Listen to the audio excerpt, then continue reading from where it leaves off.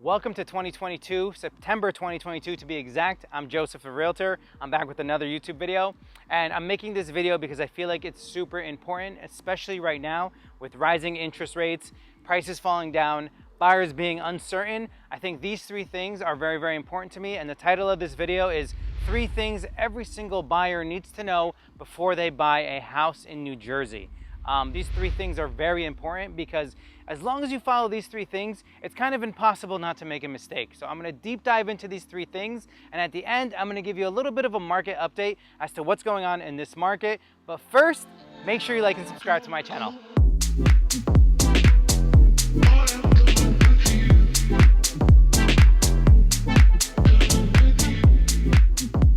The very first thing, guys, is pre-approval.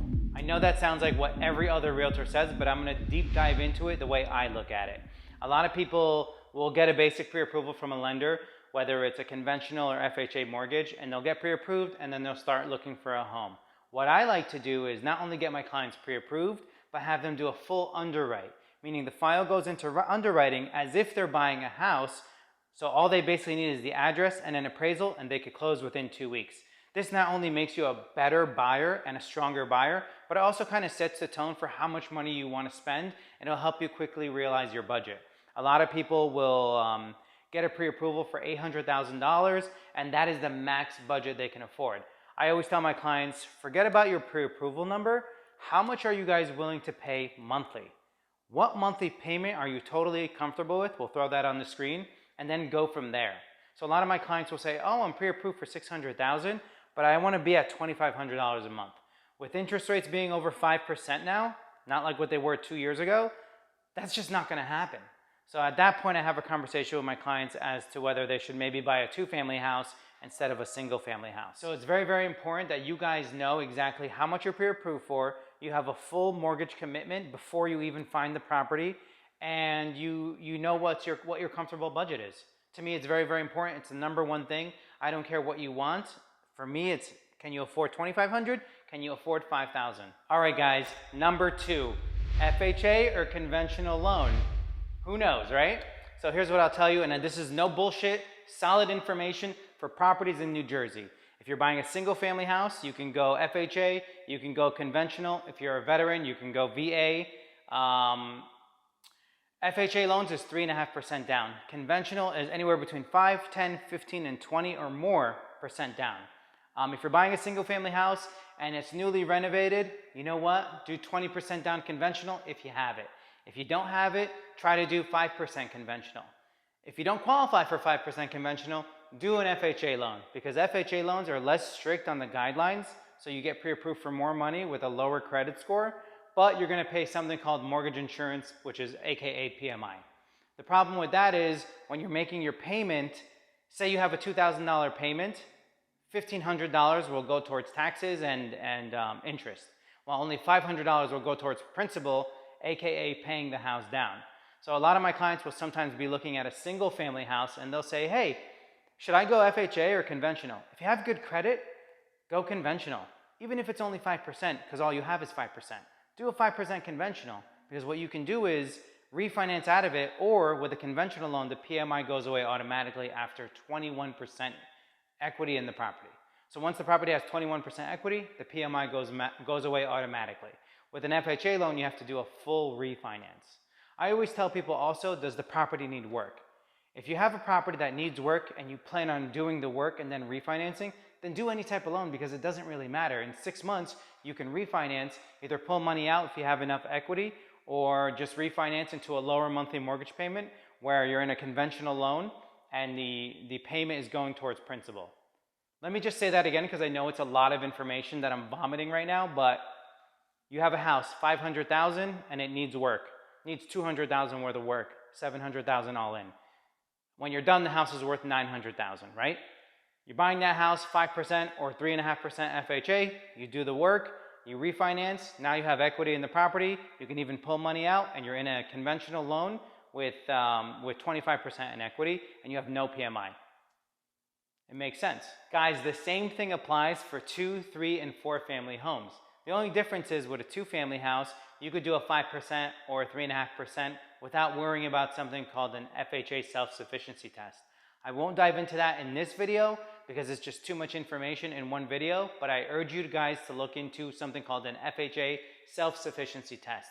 A lot of realtors in New Jersey do not know this, which blows my mind. Whenever I list a 3 or 4 family house, I get realtors sending me pre-approval saying my client wants to see the house. They'll send me an FHA pre-approval. Guess what, buddy? It doesn't qualify. So you're wasting your time, my time, and more importantly, your client's time. So do not go see a house that's a 3 or 4 family house, FHA, unless it passes an FHA self-sufficiency test. Now, if you're buying a 2-family house and you want to buy it FHA or conventional, I would say to make sure that there's enough equity in the property, your realtor can see that property appreciating in value, and there's room to grow, meaning you can finish a basement, you can add more square footage in the attic, you can redo a kitchen and add value. The rents are currently low. You can increase the rents after you renovate, changing the value of the entire property. So always try to go conventional, but go FHA. It's not a bad thing if you have to because of your credit and how much money you have saved.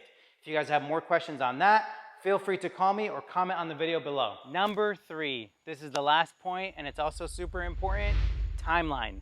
Timeline. Some people call me and say, hey, I want to buy a house in 6 months. Is it a good time to start looking? Honestly, 6 months before you're actually ready to close on a house is the perfect time to start looking for a house. Why? 2 things. Because it takes 45 days to close on a house, and a lot of people don't know this, but I try to let my clients close on the first 5 days of the month. Yeah, from the 1st to the 5th, depending on what day of the week it is, because it's very important. So I'll just give you guys an example because this is super important. I just closed on a house and the closing date was set to be August 25th for my clients. I told my clients, we're not closing August 25th. We're gonna move the closing date to September 5th. The reason for that is because from September 5th, all of October, November 1st is your first payment. Do you guys understand that? I used to work at Verizon and they used to prorate the bills. Well, guess what? Your mortgage does the same thing. So if you close on the first 5 days of the month, preferably the 2nd or the 3rd, you won't have a payment for that month, the following month, and your first payment is due basically almost 2 months later. That is a big sigh of relief if you're just buying a house that needs to be furnished, if you're buying a multifamily house that needs to be painted and cleaned up and a tenant secured, which could basically save you $6,000, $7,000 depending on what your mortgage is, if not more. So timeline is super key. Also, don't go looking for a house if you have a year. If you have a 1.5 years or a year lease and you're not sure and you're totally uncertain, what I recommend is, again, back to step 2, get pre-approved, go through a mortgage commitment, and figure out the timeline. Because if you have a year lease and you find a house in 30 to 45 days, because you hire a good realtor like me, you might be stuck paying a lease and a mortgage, no matter how I play it out. And that's never a good thing. So all that applies to people with good credit. What I mean by good credit is 650 or higher, preferably over 700 if you're trying to buy a house. 720 or above is typically ideal. Now, if you have bad credit, and this goes into timeline, you really need to fix your credit before you start buying a house. Fixing your credit is key because it's going to enable you to get a better rate, negotiate fees, and pin up lenders against each other to get you the best possible rate. Sometimes it takes 6 months to a year to fix your credit. I always tell my clients go to Lexington Law or other credit repair services because it takes about 6 months to a year to actually fix that credit and pay down those debts. You should consult with a mortgage lender at the same time because sometimes mortgage lenders will give you advice, good mortgage lenders, should I say, will give you advice as to what not to pay and what you should pay to help fix that credit even faster. So that's point number 3, knowing your timeline and also fixing your credit. Very, very key when buying a house. All right, guys, that's the end of the video. I just want to leave you with this because this is very important. It is September 2022. We just finished, I want to give you guys a market update. It is September 2022 and we just finished a crazy 3 years in the real estate market. Technically a crazy 5 years in the real estate market because for the past 5 years it's on a steady incline. And the last 3 years to 2 years especially, it's been aggressively inclining. Prices are soaring. Interest rates were so low. There was no inventory. There's so many buyers. People were fighting each other to get homes. So I just want to give you guys this market update and hopefully it helps anybody who's thinking about selling, anybody who's thinking about buying right now. Here's what I'll say. When you're buying or selling a house, do your research, look at the realtor. Do your research on the realtor, do your research on the mortgage lender. Hopefully these three tips will help you. We're standing in front of a house that I sold basically 7 years ago. And 7 years ago, I knew certain things were really, really important when buying a house, like having a corner lot, having the square footage, room to grow, etc., etc.